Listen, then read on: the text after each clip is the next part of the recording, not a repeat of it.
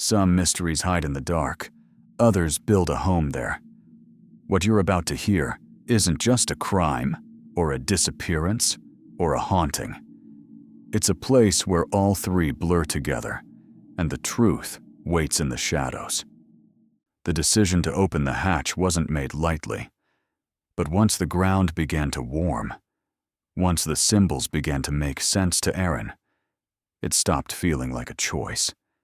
It felt like an inevitability.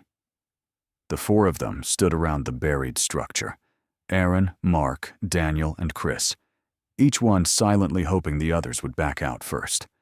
None of them did. The soil was still warm, the air still unnaturally still, and the symbols carved into the wood seemed to pulse when the light hit them.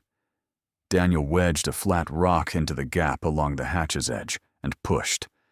The wood groaned, not like something old, but like something resisting.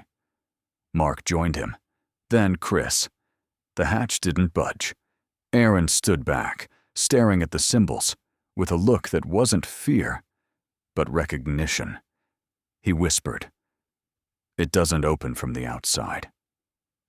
Aaron knelt beside the hatch and traced the symbols with his fingers, circles intersecting lines, triangles nested inside each other, a sequence that looked random until he touched them. The ground vibrated, soft, rhythmic, the same pattern as the hum. Mark stepped back. "Don't touch anything else." But it was too late. The symbol shifted, not physically, but visually. The lines seemed to darken, the circles seemed to deepen, and the wood beneath Aaron's hand warmed, as if something inside the hatch had awakened. He said, "It's a lock, and it's been waiting for someone who can hear it."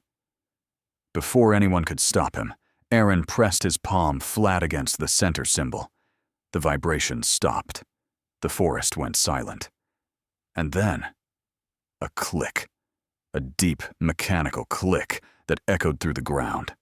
The hatch didn't swing open, it sank, dropping an inch into the earth before sliding sideways with a grinding, ancient scrape. Cold air rushed out. Not musty, not stale. Cold, like the inside of a freezer. A narrow staircase descended into darkness. Chris whispered, "This wasn't built by hikers." They argued. They hesitated.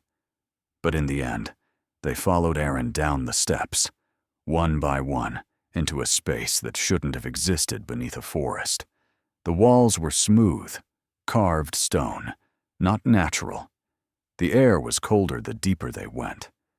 At the bottom of the stairs was a small chamber, no bigger than a bedroom, with a single object in the center, a stone pedestal, and on top of it, a metal device, old, circular, covered in the same geometric symbols as the hatch. Aaron stepped toward it, breathing shallow, eyes unfocused.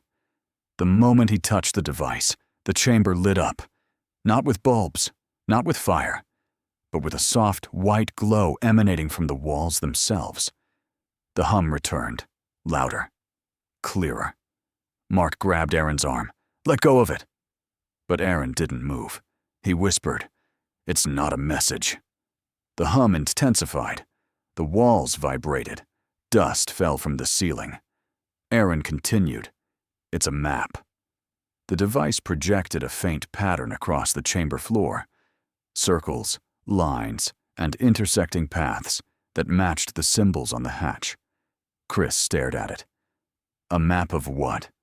Aaron looked up, eyes wide, voice shaking. Not the forest. He pointed to the largest circle, positioned at the center of the pattern. "This is just one of them." The chamber rumbled, the hum grew louder, and the hatch above them slammed shut. If this story unsettled you, subscribe and stay close. What comes next goes deeper.